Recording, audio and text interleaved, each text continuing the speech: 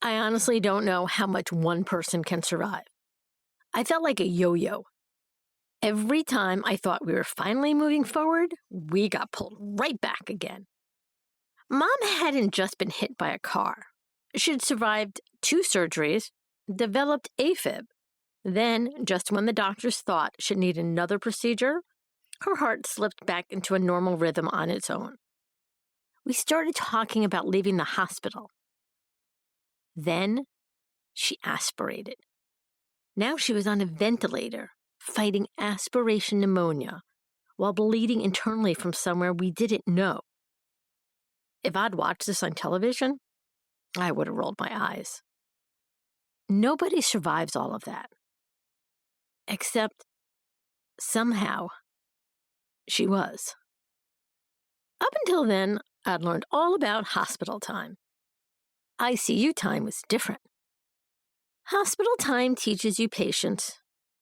ICU time teaches you endurance. Nothing happens quickly, even when everything is urgent.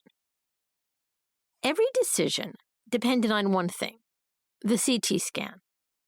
The doctors needed to find the source of the bleeding and determine whether it was getting worse. But transporting someone on a ventilator isn't as simple as rolling down the hallway. Ventilator, IV pumps, medication drips, heart monitors, 2 nurses, a respiratory therapist. Getting a CT had become a whole production. I felt like I was watching a high-wire act with no net. So, we waited.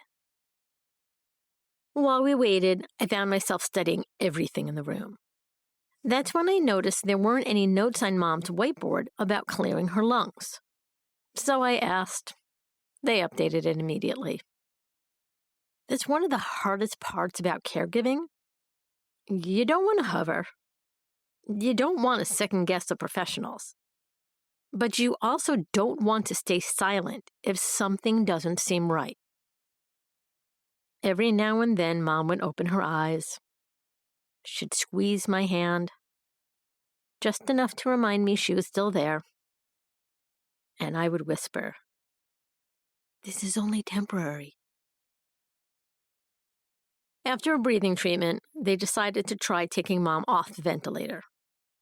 I remember thinking they were crazy. She looked exhausted. But I also knew every day in a ventilator came with more risk. So I kissed her cheek, walked back to the waiting room, and waited. A nurse returned a short time later. Mom's oxygen saturation dropped. They put her back on the ventilator. "We'll try again tomorrow." We were right back where we'd started. Waiting. That's what ICU time does.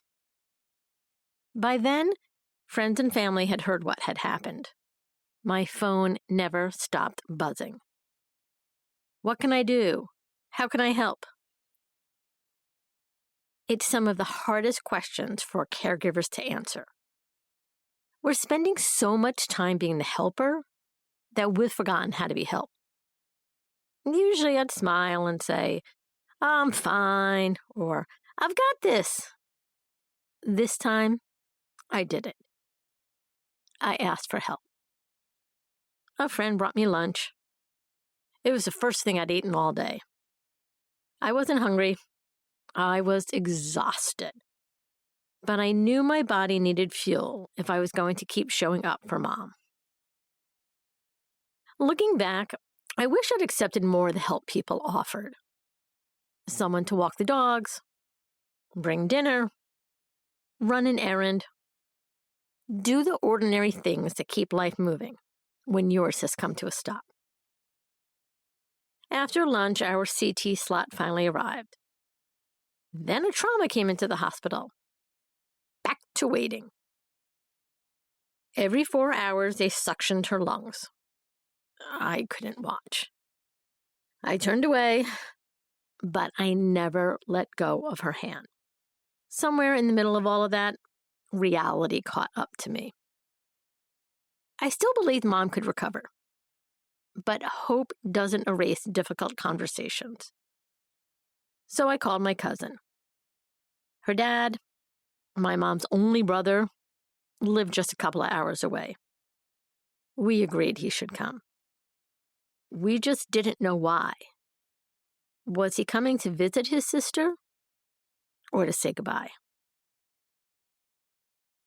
Before we can even get the CT, another problem.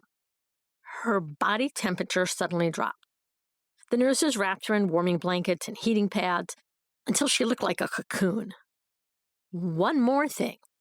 One more reminder that nothing about this was routine.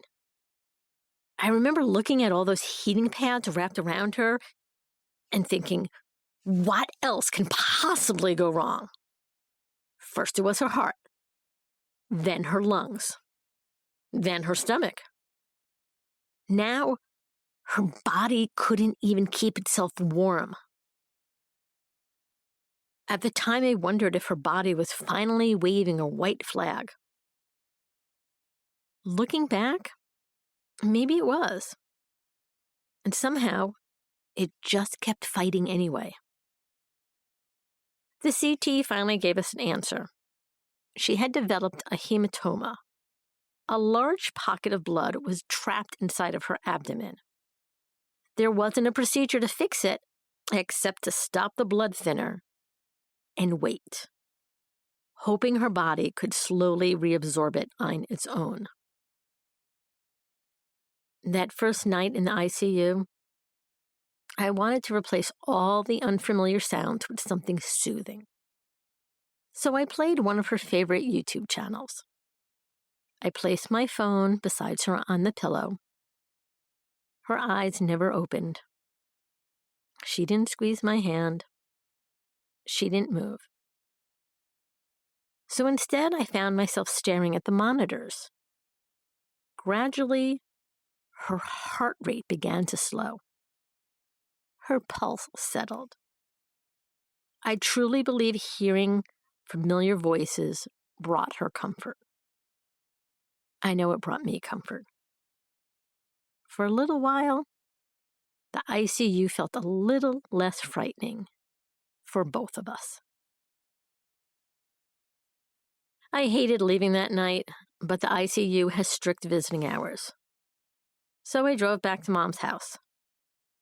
I should have been relieved to have a few hours to rest. Instead, I couldn't stop thinking about the last time I'd given myself permission to relax. Just the night before, I'd gone home to my own house for the first time in almost 2 weeks.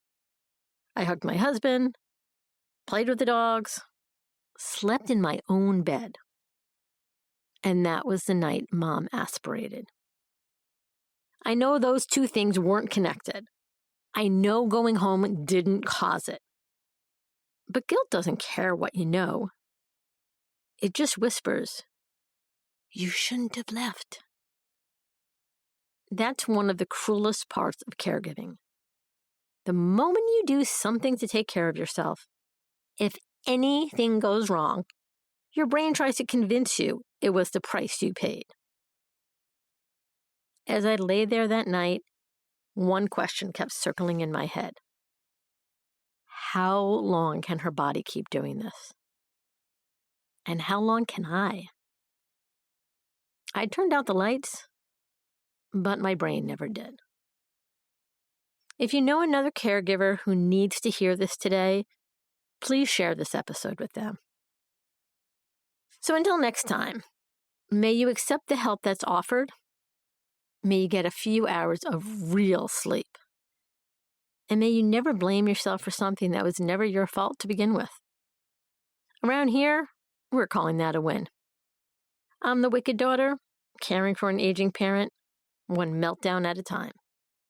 When your friends say cherish this time, you smile while you're losing your mind. Was it the pharmacy line or the rush hour doctor drive? So you swallow that glare with a laugh and a sigh and say, don't fret, dear, we're having the time of our lives. Oh, we're having the time of our lives.